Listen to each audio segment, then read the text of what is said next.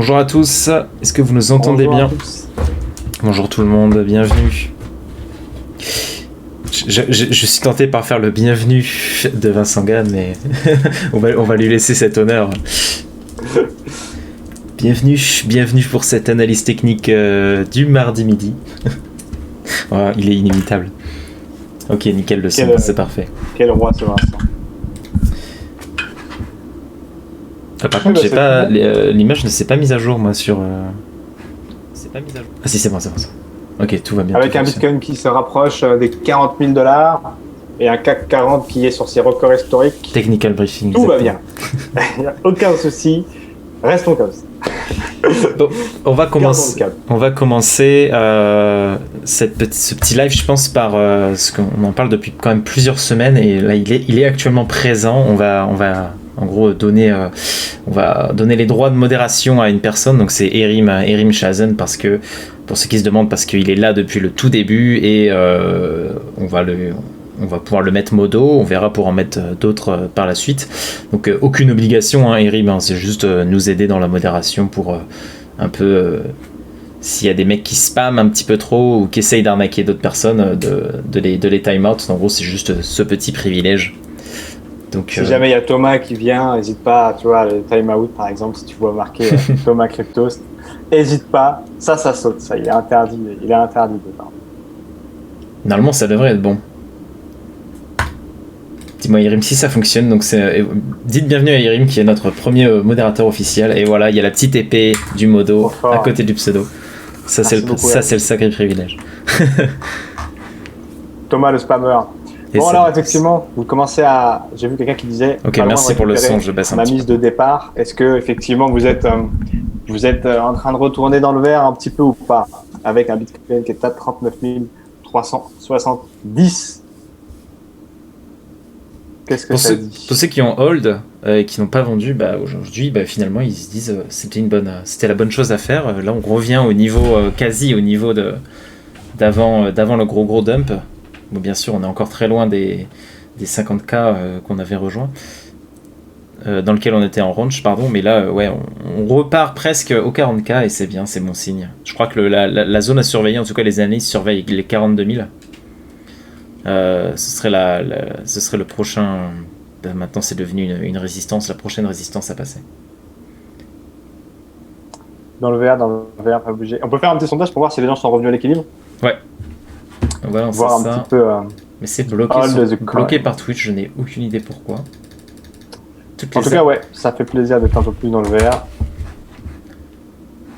Ça y est, c'est revenu. Excellent. Ouais, on a quelques sujets à voir avec vous ce midi et on répondra à vos questions. Est-ce qu'il est toujours pas là, Thomas? Alors, Thomas ne viendra plus le midi. Il sera là que le matin. Désormais, c'est Clément et moi aux commandes du midi. Donc, ouais, Thomas ne sera pas là, il sera peut-être dans les commentaires. Et Erim veillera à le chasser si jamais il est dans les commentaires, bien évidemment. C'est ça. Erim doit rentrer en action. Et je normalement, là, Erim est censé rentrer en action. Entre modo, je suis pas sûr qu'ils peuvent, qu'ils peuvent faire quelque chose. Ah, merci Erim. Là, ça... Donc, faut veiller, attention. Petit sondage pour demander comment se porte votre portefeuille. Allez. C'est peut-être un petit peu vague, mais histoire d'avoir votre impression, plus c'est vraiment une impression personnelle. Je vais voir ça, tu penses à quoi? Merci beaucoup, Faiser. Plutôt bien. Je suis dans le vert. À l'équilibre. À perte. Ceux qui ont investi en 2020 devraient être dans le vert, et ceux en 2021, c'est plus chaud. Ouais, c'est clairement ça. Ça, c'est vrai que là, à ce prix-là, effectivement, si c'était sur Bitcoin en tout cas, a priori, ceux qui étaient là en 2020 sont dans le vert, ça c'est sûr. Ouais, mais en vert depuis 2014. Ouais, voilà, plus la question, comment se porte votre portefeuille sur les dernières semaines, vu qu'il y en a qui sont peut-être passés en stablecoin, qui sont revenus, qui ont perdu parce qu'il y a eu encore plus de dump, qui ont pu racheter, tout ça un peu. Plus sur les dernières semaines, comment est-ce que ça se passe pour vous? Le petit sondage est en ligne. Et on va peut-être faire une petite prédiction sur les bourses traditionnelles. C'est une bonne question. Alors, je ne sais pas si c'est très bien formulé, l'énorme crack, mais effectivement, je pense que peut-être lundi prochain ou jeudi, prochain, dans notre live matinal ou du midi, on va essayer de recevoir, je vais voir ça avec les gars s'ils sont dispo, soit Nicolas Chéron, soit Raphaël Bloch, qui travaille à l'Express, pour discuter de ça effectivement, parce que oui, le CAC 40 est en train de taquiner ses records de 2000, des années 2000, alors qu'effectivement on voit que le gouvernement va réduire les aides et cherche des solutions pour veiller à ce que les entreprises ne fassent pas faillite. Donc en gros que l'économie n'a pas besoin d'être un génie, n'est pas totalement repartie. Donc effectivement, ça peut être une question effectivement intéressante, de savoir ce qui pourrait advenir de cette économie. Est-ce qu'elle est vraiment décorrélée ou est-ce qu'elle anticipe ou où est-ce qu'on en est et est-ce qu'il risque d'avoir un crack? Effectivement, c'est une vraie question. Et vous avez le petit sondage du coup qui est apparu là-haut si vous voulez voter.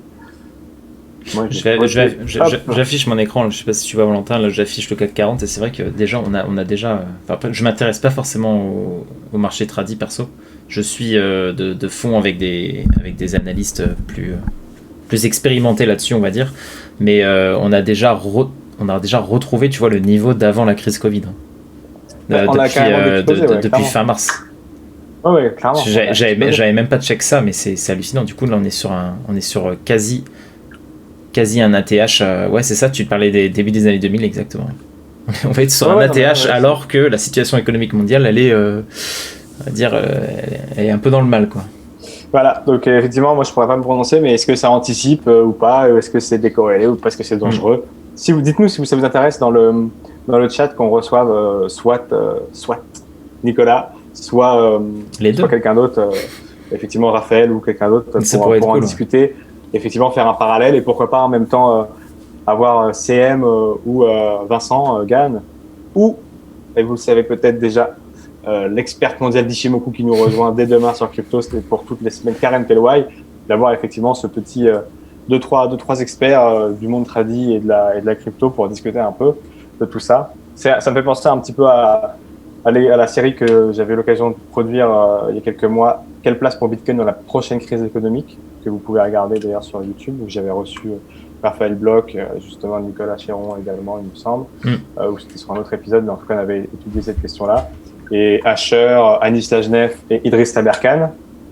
Et donc on avait posé cette question-là, j'avais posé la question à tous ces 5 personnes, alors qu'on était effectivement très loin de ces records historiques du CAC 40 et que le Bitcoin n'avait pas encore fait son bull run.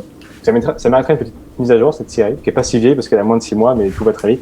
Ouais. Et donc ouais, carrément. Si ça vous plaît, ça a l'air de vous plaire, donc on pourrait faire ça lundi prochain ou jeudi midi prochain, recevoir 2-3 personnes pour en discuter. Ouais, carrément. Moi, je voulais juste faire un point sur un peu l'action de AMC. Parce que je sais pas si tu as suivi ça, c'est hallucinant en fait. On dit que tu sais dans le marché des actions, ça bouge pas, il se passe rien. Les cryptos, tu peux faire des x2 en une semaine. On voit qu'il y a des situations où le marché action nous impressionne. Là, on voit clairement en 2 jours, même une journée, en quasi, oui c'est ça, en 24 heures, l'action d'AMC qui a fait littéralement un petit x2. Donc qui a complètement explosé. Pour ceux qui suivent, c'est un peu il vient maintenant de dépasser la capitalisation de GameStop. C'était un peu les deux qui faisaient la course depuis le délire de un peu l'affaire de Wall Street Bets, le forum Reddit. Et là, ça y est, AMC est reparti et a littéralement explosé ces derniers jours. Et si on regarde sur l'année, la courbe est impressionnante. Là, je l'affiche et juste pour dire qu'on a commencé l'année. Donc le lundi 4 janvier à $2 l'action. Et là, on est à $62. C'est pour ça que moi, je vais commencer à regarder un petit peu plus quand même du marché action. Après, là, c'est la pure spéculation, évidemment, mais c'est impressionnant. Là, oui, clairement, c'est... En fait, c'est marrant parce que ça met toujours... C'était la discussion aussi avec Anis Lajnef, cette fameuse efficience des marchés. Parce que du coup, hier, quand je suis passé sur BFM, là, j'entendais dans l'oreillette avant mon passage qu'ils en discutaient effectivement de ce décollage d'AMC et c'était entre peur et fascination, tu vois. C'est des spécialistes, tu vois. Moi, quand je vois une courbe comme ça, en tout cas, avec la courte expérience que j'ai en crypto, c'est du pur FOMO. Et dans les marchés actions, c'est encore pire parce que les capitalisations sont généralement en moyenne plus élevées, donc c'est encore plus du FOMO qu'autre chose. Là, regarde, je sais pas si tu vois l'affiche, ce que j'affiche, et on est quand même sur, il y a même pas un mois, on était à $10. Donc le truc a fait x6 en un mois pour un marché action, c'est énorme. Ouais, non mais ouais. Mais là, du coup, effectivement, ça va être la pression d'un potentiel groupe, effectivement, sur un short squeeze. Voilà, c'est ça. Donc en fait, c'est l'action des prix, elle est plus du tout justifiée par quelque chose de concret. Tu vois. Donc en fait, c'est pour ça que ça remet le narratif du ouais, les cryptos c'est baqué sur rien, c'est de la croyance. Tu vois. C'est quoi la croyance dans l'histoire? On va aller voir un petit peu. Tiens, vas-y. Non, voilà, j'allais juste prendre un petit commentaire de quelqu'un qui demandait est-ce que tu penses qu'il demandait s'il faut mettre un château dans sa Lambo ou un Lambo dans sa je sais pas quoi te conseiller vraiment. Là, je pense qu'il faut plus être sur ce live, il faut aller ailleurs. Il faut aller sur un live casino. Non, je vais juste faire un petit point sur un site que je consulte souvent, c'est Asset Dash. Je sais pas si tu le connais, Valentin, qui compare un peu les capitalisations de beaucoup d'actifs, dont le marché action et les crypto-monnaies. Donc, évidemment, on le dit très souvent, c'est assez compliqué de comparer de telles choses parce que finalement c'est pas du tout la même chose. On parle d'une entreprise et à côté on parle d'un actif, mais c'est toujours intéressant un peu de voir où se situe le Bitcoin par rapport à d'autres entreprises ou à des entreprises tout court, pardon, et l'Ether ou d'autres choses comme ça. Et je crois qu'il était monté au-dessus de Tencent, même au-dessus de Facebook pendant le pump. Vers les 60K, et là en tout cas on est quand même on a là un petit Bitcoin qui se place à la 8e position des des actifs en matière de market cap. C'est toujours sympa, hein, c'est des petites infos qui est un peu inutiles mais toujours sympa à savoir. Je sais pas si vous allez un peu sur ces sites là. On avait eu Ethereum qui était passé devant Mastercard aussi, c'est un peu des choses symboliques comme ça qu'on aime bien mettre en avant. Pour un réseau de paiement historique qui se fait dépasser par une crypto, tu sais, ça fait toujours plaisir. Ou des banques, ou PayPal, hein, tu vois par exemple que Ethereum est largement au-dessus de PayPal. Hein. Peut-être pas largement, mais on a une bonne petite différence. On doit avoir le Binance Coin quelque part. Voilà, je suis désolé pour les sons Windows. Ça a dû défoncer les oreilles de certains. Ok, considéré comme le 202e. Donc je sais pas si on peut le voir par rapport à d'autres boîtes, juste pour info. Juste bien placé. Non mais tu vois, c'est toujours des petits trucs sympas. Moi j'aime bien regarder ça. Ouais, le son, je suis désolé. J'avais le casser. Ah là là. Arrête de casser les oreilles. Ça fait 2 fois que tu fais perdre des oreilles aux gens. Te rappelles-tu de ta première fois? Un petit BNB au-dessus du BMW. On va pas parler de cette fois où j'ai détruit les tympans de plusieurs viewers. Ouais, John. C'est juste très bon commentaire, John. Un petit site sympa. John, effectivement, qui dit commencer à imprimer plus qu'avant 2009. Après, effectivement, c'est juste qu'au niveau des États-Unis, on sait qu'ils avaient réagi beaucoup plus rapidement avec l'impression monétaire que l'Europe à la crise après la crise de subprime, effectivement. Wait and see, au final, j'ai croisé le doigt pour que les cryptos soient un bon échappatoire à cette impression monétaire, effectivement.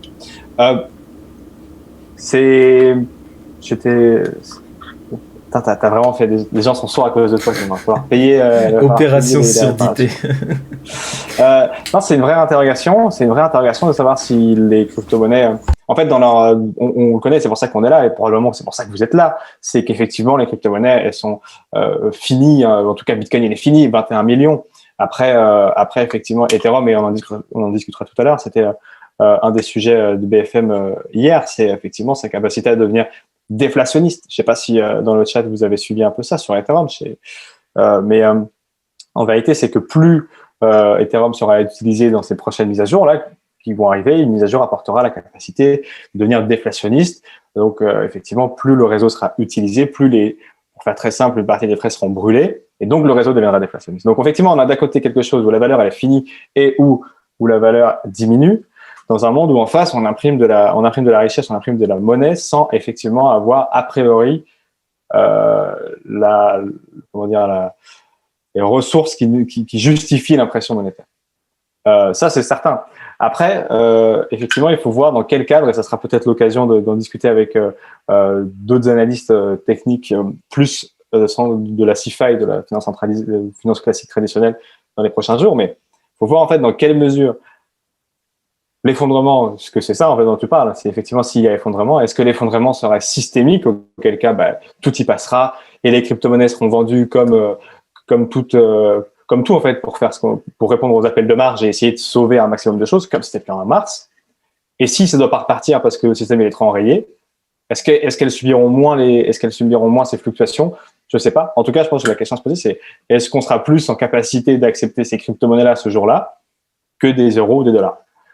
Et aujourd'hui, l'histoire nous montre qu'a priori, quand il y a des embargos, effectivement, on en discutait avec Clément hier avant la préparation du live de BFM, il pourra nous expliquer un peu ce que fait l'Iran, que ça soit sur des embargos ou que ça soit sur des pertes de monnaie énormes. Et effectivement, c'est les crypto-monnaies qui prennent le relais. Aujourd'hui, c'est clairement le cas. Après, est-ce que ce sera le cas quand ce sera potentiellement, ce que je disais, une perte totale de sens des crypto-fiat, des crypto-d'État?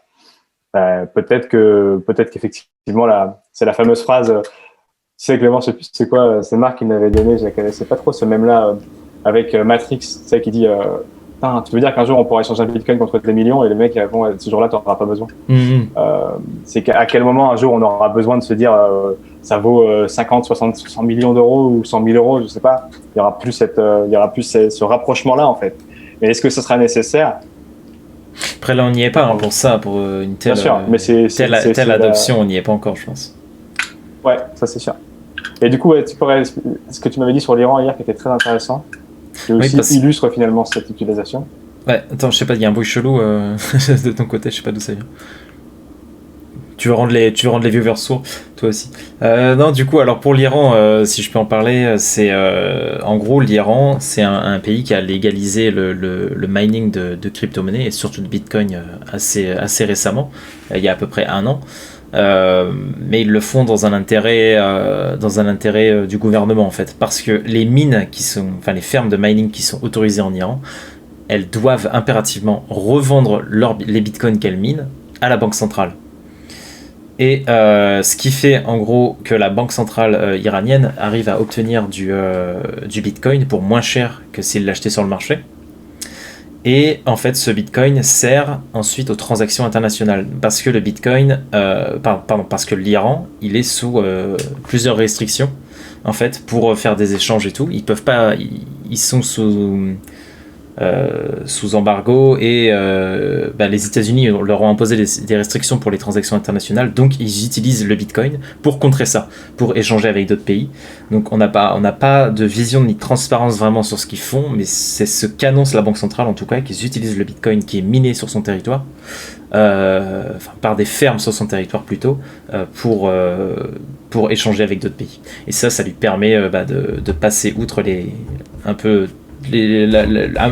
à se passer outre ce que les États-Unis arrivent à imposer parce que c'est eux qui contrôlent le dollar finalement.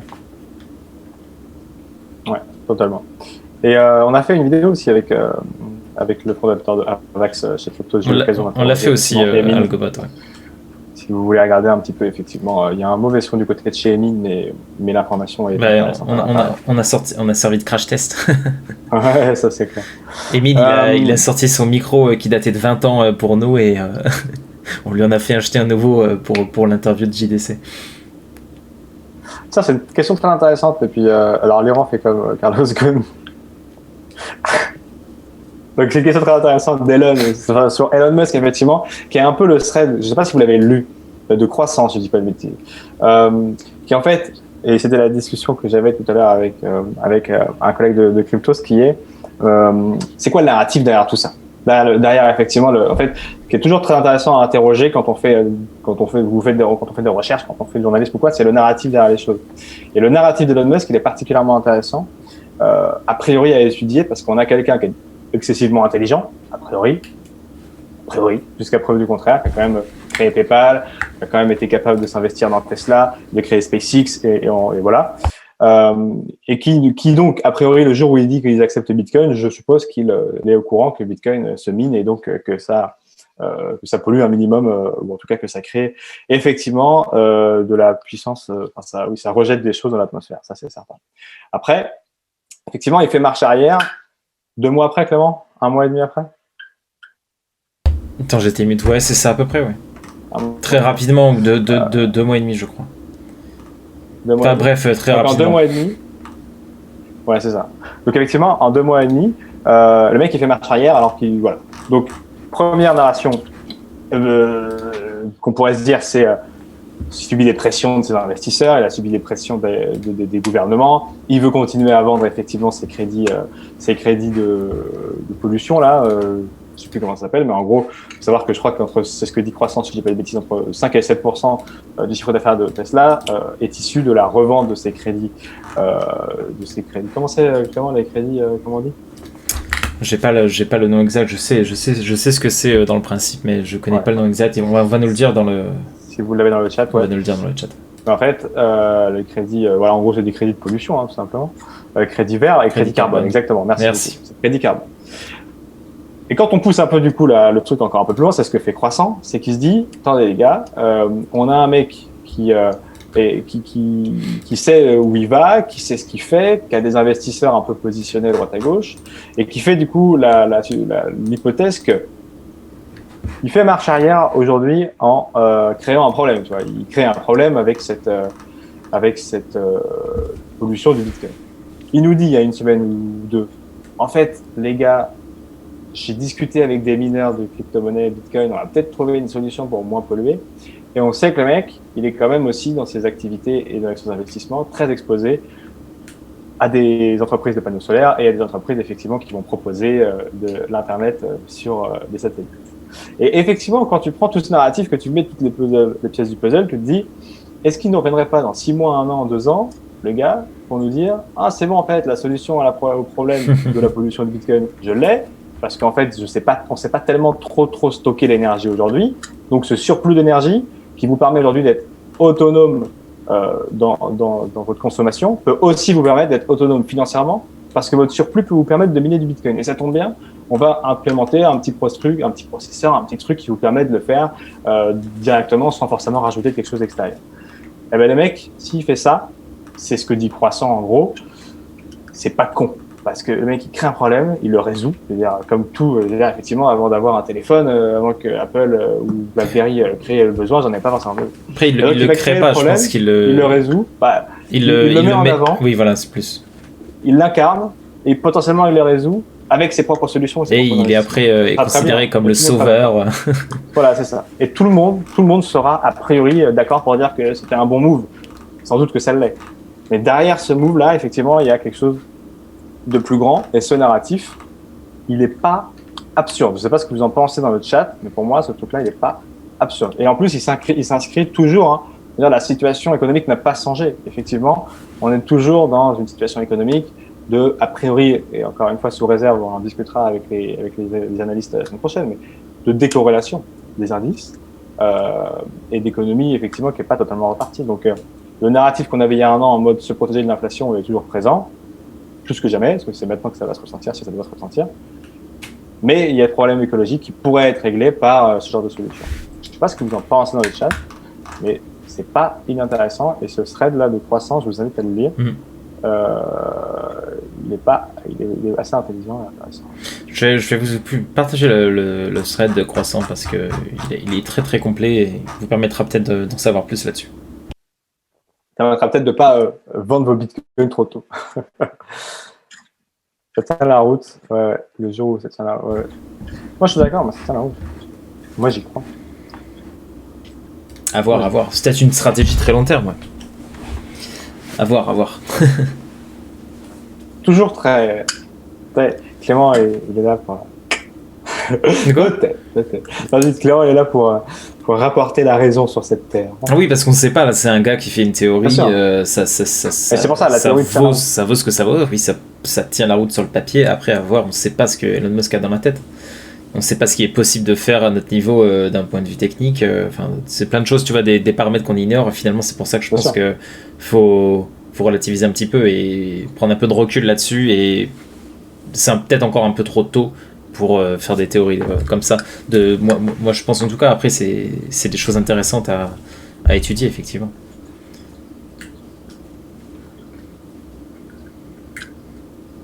Ouais, voilà, il pense à l'interplanétaire. Oui, c'est vrai qu'il est un peu là pour le précurseur là-dedans. Donc finalement, les cryptos seraient très intéressantes, effectivement.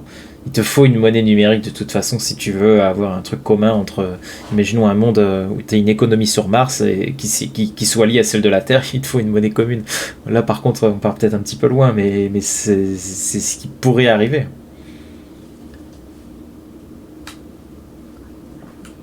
Voilà. En tout cas, voilà le petit thread de croissance qui peut être intéressant à propos du Bitcoin et de la position d'Elon Musk que je vous invite à lire, qui se balade dans le chat. Si vous voulez cliquer dessus pour le lire tranquillement. C'est un thread assez long, mais il est intéressant. J'en profite pour faire une petite transition sur parce qu'on parle de Tesla, tout ça. Il y a une voiture électrique qui a été construite par un constructeur de véhicules électriques du Canada qui s'appelle Daymac, excusez-moi pour l'erreur. Et en gros, ce nouveau modèle permettrait directement de miner de la crypto-monnaie lorsque la voiture elle est garée et elle est en train d'être chargée, justement avec des panneaux solaires. Bon, c'est un truc, je pense, ultra marketing parce que en fait, le coût du matériel, le coût de l'infrastructure sera très difficile à rembourser. Si on l'utilise pour miner du Bitcoin ou du Dogecoin, parce que ça mine, c'est la puissance de calcul du système est ridicule par rapport à des ASICs, et c'est juste un truc un peu marketing, mais ça peut en tout cas donner ouvrir une porte sur un futur où tu roulerais en Tesla et tu aurais, je sais pas, tu minerais du Doge en même temps. Enfin, il y a vraiment des cas d'utilisation qui doivent être en train d'être explorés par Tesla. On sait pas trop ce qui se passe, mais c'est des possibilités. Ouais. Et là, il y a déjà un constructeur canadien qui a pris les devants, et t'as même, je crois que la voiture elle a son propre portefeuille, tu vois. Valentin, je sais pas si t'avais vu ça. Ouais, c'est parce que le but, c'est qu'il veut payer il veut payer le péage et tout avec. Ouais. C'est vraiment pas mal comme truc, même si aujourd'hui c'est peut-être un peu trop tôt encore parce que le matériel n'est pas assez puissant pour que ce soit rentable, ou alors le matériel coûte trop cher. La chaudière c'est pareil, mais ça coûte une fortune, et puis je sais même pas si tu peux la rembourser en une vie, tu vois. Si, peut-être, certainement, ça dépend de l'infrastructure que tu as, mais ça c'est trop.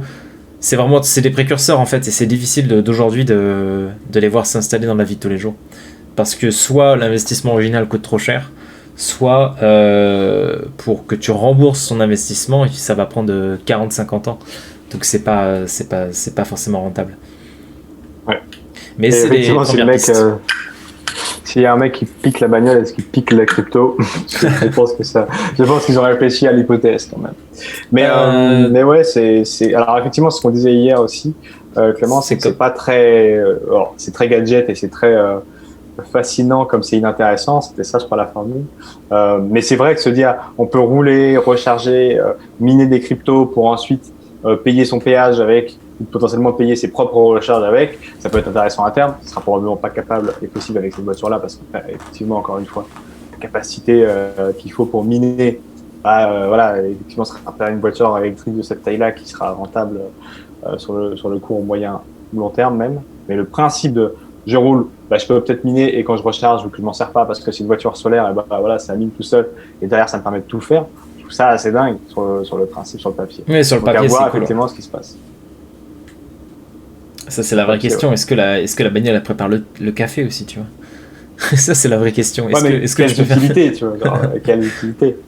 Tu préfères miner 10 centimes de Dogecoin par jour où tu recharges, ou que ta bagnole te fasse le café? Moi, je préfère le café, perso. Comme nous dit je préfère 10 centimes. Mr. Pepper. Moi, je préfère 10 centimes de fou. Parce que, en réalité, c'est quels usages pour quelles utilités. Moi, je veux pas que ma bagnole elle fasse son café. Mais par contre, je me dis, si elle peut être autonome dans son utilisation, dans sa recharge et dans l'infrastructure qu'elle utilise, le péage, ouais, clairement, ça peut être des alternatives à trouver. Tu vois, on est très dans le devenir autonome en tout, tu vois, devenir autonome en énergie, devenir autonome financièrement, devenir autonome. Why not, tu vois, pourquoi effectivement on pourrait pas avoir ce genre de solution. Mais effectivement, je pense que cette voiture-là ne permettra pas, ça c'est sûr. Mais après, avec le prix des péages en France, il va falloir que tu mines pendant un mois pour en passer un. Go prendre les routes nationales. Hein. Bonne chance. Ok, non, mais voilà. Et l'assurance aussi, ouais. On va voir quelques autres petites news si vous voulez un peu. On va regarder un peu le concept. Moi, je trouve ça très intéressant plus la propriété tokenisée. Si tu veux en toucher deux mots, je trouve ça ultra intéressant, et ça c'est vraiment moi je le vois comme l'avenir de l'immobilier sur le très long terme encore, hein, évidemment, mais c'est quelque chose qui se développe. Et là on a l'exemple avec Realty, une plateforme qui en gros tokenise des biens immobiliers aux États-Unis uniquement pour le moment, et qui permet à n'importe qui de devenir propriétaire. parce qu'aujourd'hui, devenir propriétaire immobilier, ça coûte une fortune, et c'est pas accessible à tout le monde.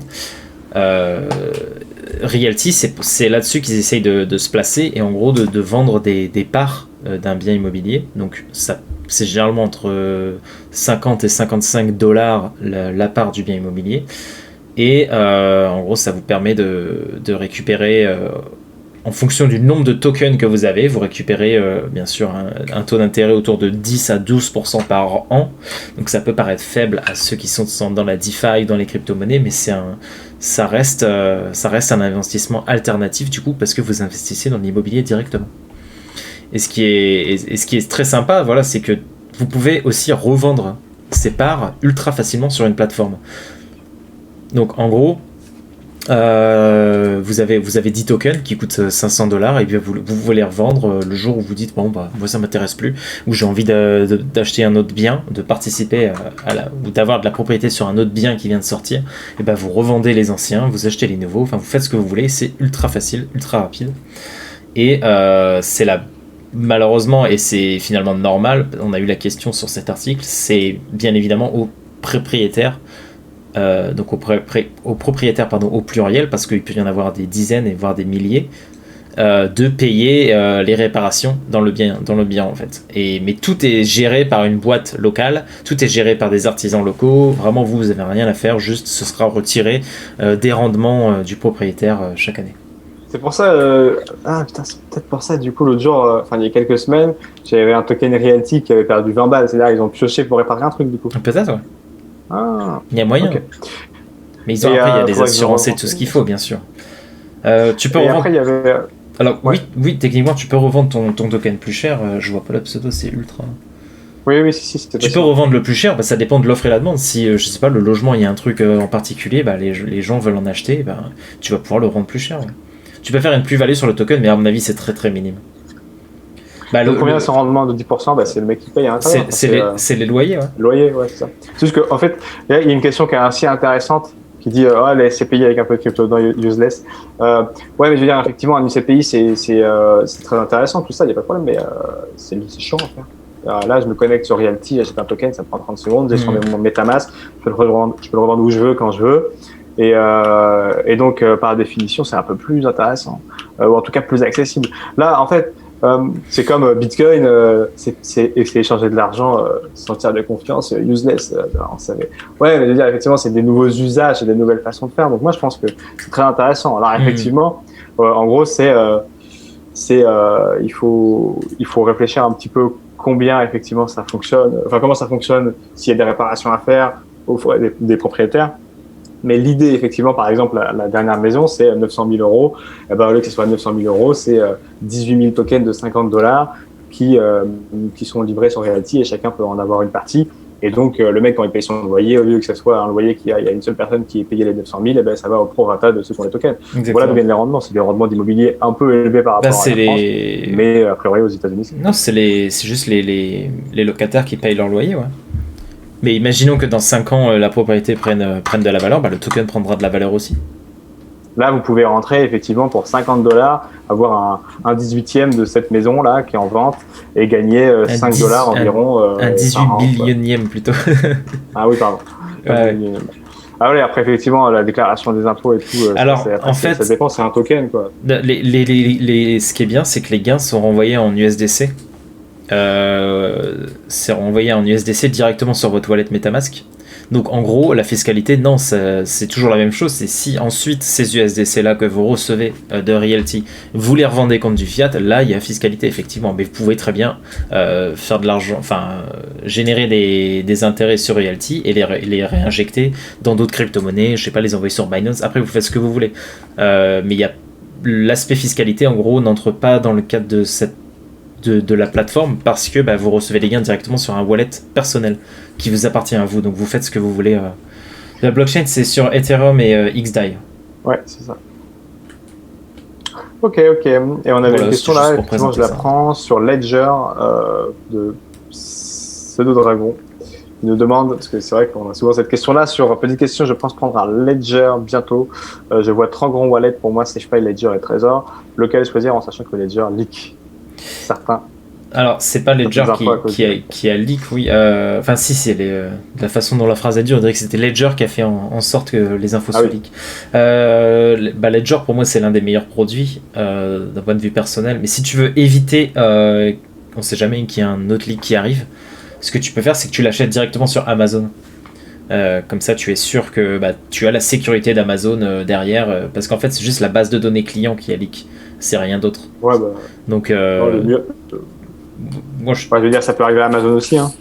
Ça peut arriver à n'importe quelle structure, mais après Amazon, tu le dis que c'est plus, t'as plus confiance en tout cas en Amazon, mais il faut acheter, faut surtout acheter les officiels. Ouais. Ledger, effectivement, ce qui leur est arrivé, c'était 2 attaques. Un, c'est Ledger qui a merdé dans son code source.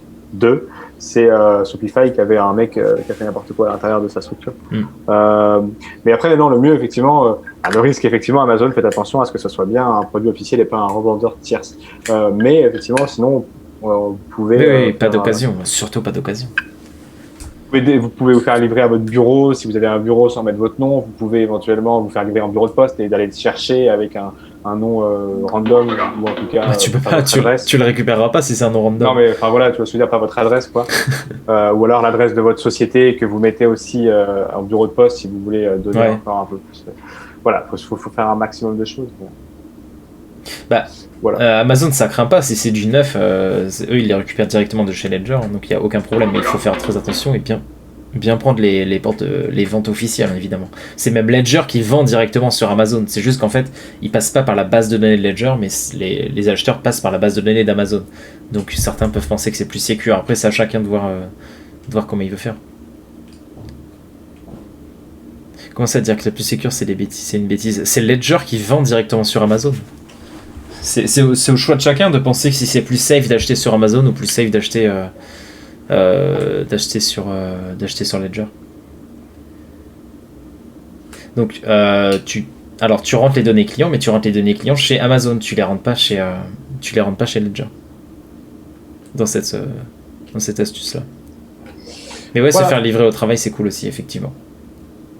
Et on voulait parler des dernières choses, enfin d'autres choses, mais également, et prendre vos questions après, bien sûr, de quelque chose qui est en train de se mettre en place en Europe. Et je ne sais pas si on a eu d'autres pistes du coup, avec ce portefeuille numérique post-Covid, comme ils l'appellent, qui fait, on le disait, très penser au DID, aux identités décentralisées, qui est un peu dans la même mouvance que tout ce dont on parle depuis tout à l'heure, avec effectivement l'Europe qui travaille dessus, ça devrait sortir dans l'année, un portefeuille numérique dans lequel les Européens, les citoyens puissent mettre leurs informations, leurs données personnelles, leurs informations de paiement, et ça soit un identifiant commun à toutes ces plateformes-là. Alors on ne sait pas sur quelle technologie ça sera basé, en tout cas, ça fait penser beaucoup donc au DID, les identités décentralisées, qui ce sera le sujet du podcast de ce week-end, le samedi à 18h. Ça tombe bien. En gros, comment ? Ça tombe pile poil au bon moment, parce qu'on va avoir beaucoup d'infos là-dessus dans les prochaines semaines. Qui consiste en fait en identité décentralisée, c'est de se dire, au lieu de donner nos infos à toutes les GAFA et toutes les structures qu'on connaît aujourd'hui, de les donner sur des dizaines et des dizaines de sites, et donc de multiplier les potentielles fuites de données, eh ben, on va avoir un identifiant sur son téléphone, sur la blockchain. On va donner les informations à ce portefeuille-là, à cette solution-là. Et en fonction de ce qu'on met dedans, il y aura différents niveaux d'informations. Vous pouvez mettre juste un pseudo, votre nom, votre prénom, votre adresse. Vous pouvez lier éventuellement votre carte d'identité et tout. Et en fait, vous allez pouvoir vous connecter sur différents sites avec ce portefeuille-là, avec cette DID, sans forcément communiquer les informations à l'intérieur. Donc, c'est 2 versants. Il y a soit vous les communiquez pas, et en fait, vous prouvez que vous avez l'info, c'est le fameux Zero Knowledge Proof. Vous prouvez que vous les avez, ces informations, sans les communiquer, donc comme ça, vous ne quittez pas. Et vous pouvez aussi les donner et les communiquer très sérieusement.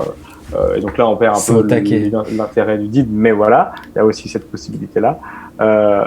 Et en tout cas, voilà, l'idée, c'est de se dire, bon, au lieu d'avoir une entité centralisée qui possède tout et des millions d'utilisateurs qu'on a envie d'attaquer pour voler des trucs, ou que les entreprises revendent nos infos à notre détriment, c'est d'ailleurs le dernier cas d'investigation, eh bien, c'est sur un seul et même téléphone. Et du coup, il faut attaquer chaque utilisateur pour avoir à chaque fois les infos. Donc, est-ce que c'est rentable? Pas forcément. Donc, ça permet de reprendre un petit peu la main sur ces informations personnelles. de citoyens. Est-ce que c'est ce que va nous proposer l'Europe? Je sais pas, mais les DID, en tout cas, c'est ce que ça permet, et Microsoft nous le permet. Et travaille dessus. Oui, ça, oui, c'est ce que les DID proposent, mais ça m'étonnerait fortement. En tout cas, on n'a pas encore d'informations dessus que l'Union européenne passe là-dessus. Ah oui, mais voilà, on ne sait pas s'il va y avoir l'utilisation de blockchain, on n'a aucune idée de ce qui va se passer, mais rien que le terme numérique laisse penser qu'aujourd'hui, il pourrait adopter des choses comme ça. On va voir, parce qu'il y a quand même le RGPD derrière, ils doivent le respecter, mais on ne sait pas trop comment ça va se passer, mais on va avoir des nouvelles dessus d'ici les prochaines semaines, très certainement. Et ce qui est bien, c'est qu'en théorie, si ça répond aux promesses et que ça protège vraiment les données des utilisateurs, c'est que, en gros, ça va réunir tous vos documents, les documents nécessaires. Par exemple, si vous allez à l'étranger dans l'Union européenne et que vous avez quelque chose qui vous arrive, vous aurez votre wallet avec vous.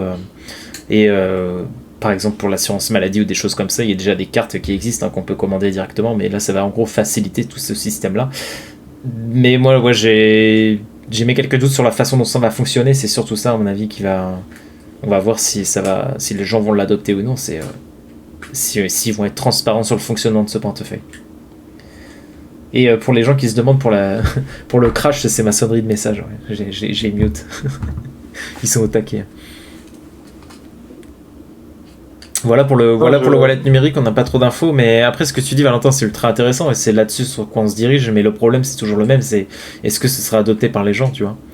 Parce que derrière, si tu as l'État qui envoie son identité, son portefeuille numérique, est-ce que les gens vont se dire non, moi je vais plutôt utiliser la majorité des gens vont se dire moi je vais plutôt utiliser un truc qui vient d'une boîte, c'est décentralisé, je sais même pas comment ça fonctionne, mais je prends ça, tu vois? Oui, ça, j'en sais rien, effectivement. Mais je dis, effectivement, ça peut faire. En fait, la chose la plus proche qu'on connaisse aujourd'hui de cette phrase un peu bizarre, portefeuille numérique pour une économie pour un monde post-Covid, là, c'est les DID. Donc, effectivement, et comme c'était le sujet du podcast de ce week-end, c'est pour ça que j'en parlais un peu pour introduire. Mais j'aimerais, effectivement, que ça soit ça, tout comme j'aimerais que la NNDC et le e-euro aient la capacité d'être anonyme et tout ça. C'est dans le meilleur des mondes, effectivement. En tout cas, la technologie le permet. Maintenant, qu'est-ce qu'on fait de cette technologie? On fait de cette technologie ce qu'on veut, en fait. Voilà. Après, c'est une question d'éducation. Effectivement, est-ce que je préfère avoir le wallet numérique qui soit traçable et tout? Pourquoi pas, tu vois? Parce que après, c'est la fameuse phrase « j'ai rien à cacher », mais est-ce que c'est les cypherpunks, en fait, qui sont derrière tout ça, tu vois. En fait, c'est clairement la même chose. Toujours, est-ce qu'on prendrait pas. Et ensuite, il y a un autre podcast qui arrivera la semaine suivante avec Mathieu Kinou, que vous avez bien aimé, qui avait fait un podcast sur l'intelligence artificielle et la blockchain. On revient, deuxième épisode avec lui, mais sur le yen numérique et les monnaies numériques de banque centrale. Il y avait une question là-dessus tout à l'heure. En fait, on reprend la technologie qu'on connaît aujourd'hui, mais pas forcément dans leur vision première, qui était la protection de la vie privée. Mais par contre, on reprend ces technologies-là et on reprend en tout cas on reprend en tout cas ce qui les incarne. On reprend leur capacité à dire ouais, ça va être bien, ça va être décentralisé, ça va être tout ça. On reprend leur narratif, mais on reprend pas leur concept.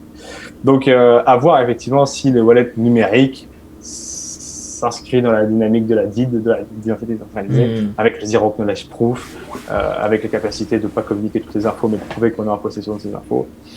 Je sais pas. Après, qu'est-ce qui permettrait pourquoi ils le feraient pas? Voilà, c'est toujours la même chose. Mais en tout cas, ce serait intéressant de voir que c'est intéressant que l'Europe aille vers le numérique de manière un peu pionnière entre guillemets, parce que là, c'est les 27 qui le demandent.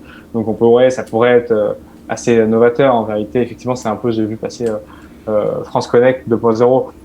Ouais, c'est à peu près ça, sauf que là, c'est au niveau européen. Et puis, ça peut ajouter pas mal de nouveautés dans la manière de se connecter et de partager son identité, de ne pas se reconnecter à chaque fois. Même pour les passeports, pour les permis de conduire, tu vois, toutes ces choses-là, c'est vrai que en théorie, c'est ultra pratique. Ça serait ultra pratique, en tout cas.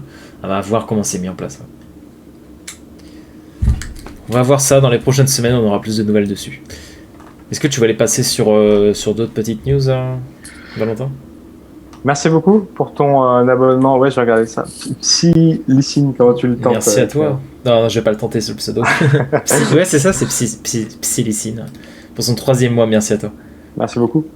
Qu'est-ce qu'on avait d'autre en stock? Est-ce que vous avez peut-être si vous avez des questions, n'hésitez pas. Alors, pareil, si c'est sur des projets, on pourra éventuellement s'y pencher pour la fois prochaine, mais ne nous en voulez pas. Si on répond pas, c'est qu'on n'a pas forcément toutes les billes. Et si vous avez des questions sur ce qu'on s'est dit là ou sur les projets pour qu'on la regarde, dites-nous. Et si on a la réponse, on vous répond. J'ai une petit article publié ce matin qui est plutôt sympa. Ah oui. Donc en Hongrie, il y a eu dans un parc de Budapest. On va avoir le droit d'ici, on ne sait pas combien de temps, mais d'ici un futur proche, une petite statue de Satoshi Nakamoto. Donc pour ceux, bien sûr, qui connaissent le créateur de Bitcoin, qui est sous pseudo, on ne sait même pas si c'est un groupe ou une personne finalement, mais on aura une statue qui représentera un peu tout le monde, tu vois, tout le monde et n'importe qui. Il y aura, parce que ça renforce l'idée, voilà, on le dit dans l'article, là, we are all Satoshi Nakamoto, en gros, on est tous Satoshi. Sauf Craig Wright, j'ai vu passer sur Twitter. Et donc on aura ça, et c'est la première fois en tout cas qu'on aura une œuvre de la sorte qui représentera Satoshi Nakamoto. Et on a les plans, donc on n'a pas pu les mettre dans l'article parce qu'on n'a pas les droits, mais attendez, je vous montre ça. Les plans. Oui, il y a Norton qui intègre le minage d'été. On pourra toucher un mot à la fin. Ouais. Et le plan sera, en gros, ça représentera un petit peu ça. Donc ça paye pas de mine, hein, pour le moment, ça a pas l'air dingue, mais bon, c'est les premiers croquis, hein, j'ai pas de doute que la statue sera cool. Et comme on a quelqu'un qui nous le dit, effectivement, en gros, la tête aura un effet miroir, et en gros, c'est un peu le truc pour faire style, voilà, vous pouvez tous vous identifier à Satoshi Nakamoto, c'est un peu dans cette idée-là. Mais c'est vraiment très stylé, effectivement. Et il sera à côté, dans le même parc, on a une petite statue de Steve Jobs, quand même, le fondateur d'Apple. On aura Satoshi Nakamoto qui sera à côté.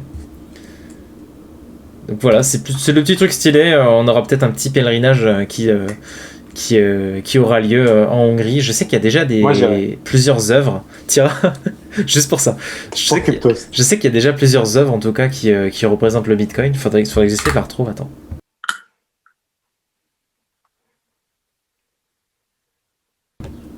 On en a pas mal. Je crois avoir entendu que serait la CIA. Ouais. Il y a eu pas mal de théories dans tous ces sens. On tombe sur Beeple, effectivement. Je sais pas si on va. Mais c'est ça qui est passionnant en fait, si tu veux, Monsieur Pépère. C'est ce côté acéphale, et c'est aussi l'objet d'une vidéo qui sortira dans les prochains jours que j'ai eu l'occasion de tourner avec 2-3 intervenants, dont Ludovic Lars, que vous connaissez peut-être. Qui est ce côté acéphale. Qu'est-ce qui se cache derrière ce côté acéphale? Non pas qui se cache, mais qu'est-ce qui se cache? Peut-être la CIA qui fait effectivement un plan diabolique dans 5 ans qui va dire c'était nous, peut-être. Est-ce que c'est un mec qui est décédé? Est-ce que c'est Hal Finney, effectivement? C'était Hal Finney. Mais qu'est-ce qui se cache? Enfin, qu'est-ce que ça implique d'avoir ce côté acéphale? Et donc ça fera l'objet d'une vidéo qui j'espère vous passionnera. Un format assez court, un nouveau format qui sort dans quelques jours sur YouTube. Mais voilà, c'est une des théories, effectivement. Demain, c'est la première analyse de Karen Pelway, exactement en format vidéo, tout à fait, un peu à la manière de Vincent Gann, Karen en bas à droite de la vidéo et Ishimoku en premier plan. D'ailleurs, guettez un peu Twitter tout à l'heure parce qu'en fait, on va faire une dizaine de crypto-monnaies, on va analyser une dizaine de crypto-monnaies parce qu'en gros, Vincent va être plus le mardi, comme vous le savez, à décortiquer bien certaines parties, sur quoi il faut faire attention sur cette semaine. Et Karen, elle, ça sera beaucoup plus les signaux pour le week-end et jusqu'au mardi. Donc, il faut faire attention à ça, voilà ce qu'il faut faire. Donc, ça sera 5 cryptos classiques qu'on va sélectionner avec l'équipe. Et puis, chaque semaine, vous pourrez voter pour 5 autres cryptos totalement random. C'est pas une seule parmi 5 plutôt? Non, je crois qu'on avait fait 5 et 5. À vérifier, mais je crois qu'il y avait 5 et 5. Okay. En tout cas, il y aura une palette, il y aura une palette beaucoup plus large que Vincent pour que vous puissiez vous exprimer dans les tokens que vous voudrez analyser. Donc, à vérifier si c'est 5 et 5, mais je crois que c'est ça que j'avais en tête. Sinon, dans tous les cas, il y en aura plus que Vincent donc c'est cool. Ouais. Et ça tombe quel jour? Ça tombera. Alors Vincent, vous le savez, c'est le mardi midi, et Karen, ça sera tous les vendredis. Donc sa première est demain, le 4 juin, et c'est aux alentours de 18h30, 19h, pour vous permettre de passer sereinement le week-end et de prendre des positions potentielles, ou en tout cas de pouvoir regarder un peu ce que fait le marché, parce que Karen ne fait pas de conseil d'investissement, comme nous d'ailleurs ici, mais par contre, voilà, c'est un divertissement qui vous permettra de voir un peu où ça va, où ça peut aller en tout cas, grâce à Ishimoku, parce que Karen Pelway est l'experte mondiale d'Ishimoku qu'on a déjà reçu en podcast et en live. Et d'ailleurs, Karen pourra passer en live de temps en temps également pour nous guider des fois, comme elle l'a fait le jour où ça avait bien crash. Je sais pas si vous étiez là ce jour-là. Ouais, c'était bien ça. On n'était pas bien quand ça faisait 35 tout 28K et qu'elle était très sereine. Et ces jours-là, on s'est dit, il nous faut Karen Pelway. Sa sagesse doit nous guider dans le bear market potentiel qui s'annonçait à cette époque. Allez, Karen. Je vois un message de Saint-Rémy. Tu peux me DM le compte Cryptos directement et ce sera plus simple pour échanger là-dessus. Ouais, ça a l'air intéressant. On peut peut-être faire quelque chose. Envoie-nous un message privé. Ce sera plus simple. Ok. Eh ben, écoutez, moi, je pense qu'on a fait le tour, Clément. J'avais juste une dernière petite news. Fais gaffe, je pense qu'on est en train de détruire les oreilles des gens. Je sais pas ce que tu touches, un verre, je ne sais pas. Non? Ouais, je sais pas, non. Ah, ok. Non, je sais pas, c'est peut-être le micro alors qui bug. Non, juste une petite news sympa qui est passée hier sur Google, qui va un peu lever certaines interdictions qui concernent l'accès à ces services de publicité. Donc en gros, ils vont autoriser les portefeuilles et les exchanges de crypto-monnaies à utiliser ces services de publicité. Donc c'est un bon pas en avant pour Google, qui se montre assez réticent à l'idée des crypto-monnaies, en tout cas pour le moment. Et par contre, ce sera assez compliqué pour les plateformes d'accéder à ça, parce qu'elles vont devoir répondre à des exigences assez énormes, et finalement ça concerne que des grosses structures. Donc par exemple, une petite entreprise qui veut faire de la pub pour son service, elle aura beaucoup de difficultés à le faire face à des Binance US ou des FTX qui eux ont obtenu des accords qui sont enregistrés auprès des autorités américaines, qui sont retenus comme entité bancaire. Ça en gros c'est les prérequis qu'il faut en gros maintenant pour faire des publicités sur Google. Avant c'était impossible, maintenant c'est possible mais avec des fortes restrictions, donc c'est déjà un pas en avant. Par contre tout ce qui est finance décentralisée, ICO, un peu tout ce qui concerne la décentralisation, même les portefeuilles décentralisés, je pense à MetaMask notamment, des choses comme ça, eux ils sont toujours interdits en gros de faire des publicités via Google. À mon avis ça ne bougera pas avant un bon moment, notamment pour les ICO, parce que vous le savez, il y a énormément d'arnaques qui passent par ces systèmes là. Donc Google essaie assez ironiquement, Google essaie de freiner les arnaques, alors qu'à côté vous allez sur YouTube, vous lancez n'importe quel vous regardez sur votre page d'accueil, il y a une forte chance qu'il y ait un faux live avec j'en sais rien, Vitalik, Elon Musk, CZ de Binance, ou qui vous promet de vous renvoyer 2 fois votre investissement si vous leur envoyez des fonds à une adresse. Ça c'est bien entendu des grosses arnaques, des scams que YouTube laisse à côté, YouTube qui appartient à Google. Donc d'un côté ils autorisent les pubs mais sous des restrictions ultra fortes, et de l'autre sur Google t'as des scams qui passent tranquilles. Donc voilà un peu la news sur Google qui passe. Je sais pas trop comment penser, mais en tout cas ça avance. D'ailleurs sur MetaMask, ça me fait penser, parce que j'ai eu ce problème là pendant plus d'une semaine, et j'ai contacté les amis de chez Ledger justement pour voir ce qui se passait. Je ne sais pas si vous avez eu ça, vous. Il y avait, moi, c'était impossible de signer une quelconque transaction sur la DeFi ou quoi pendant plusieurs jours, plus d'une semaine. En fait, c'est lié à un framework a priori sur MetaMask qui a priori a été mis à jour, pas forcément sur tous les navigateurs. Donc, je ne sais pas si ça vous est arrivé, mais soit essayez de mettre à jour MetaMask, soit si vous êtes sur Brave, attendez que ça soit implémenté. Ou sinon, si vous avez besoin et que ça bug tout comme moi, la seule solution que j'ai eue, c'est de télécharger. Et je ne l'avais pas fait depuis le collège. Ça date un peu le collège. Mozilla Firefox, et ensuite télécharger MetaMask sur Mozilla Firefox. Donc en fait, parce que la version là-bas n'est pas la dernière, donc a priori ça fonctionnait. Donc, si jamais, utilisez Firefox ou Opera pour interagir avec la DeFi, si ça vous fait ça là, le temps que ça se mette un peu à jour, ça arrive. Ça fait déjà plus d'une semaine, donc voilà, petit tips soufflé par l'équipe de Ledger. à Nicolas d'ailleurs de m'avoir aidé, extirpé de ce problème qui était long, qui m'affectait. Là, je perds la DeFi, je perds tout là. C'est la fin. Et heureusement, c'est bon. Petite astuce plutôt sympa. Et je vois que quelqu'un l'a demandé. Oui, on a la news de Norton, l'antivirus Norton, qui permet désormais nativement de miner de l'Ether.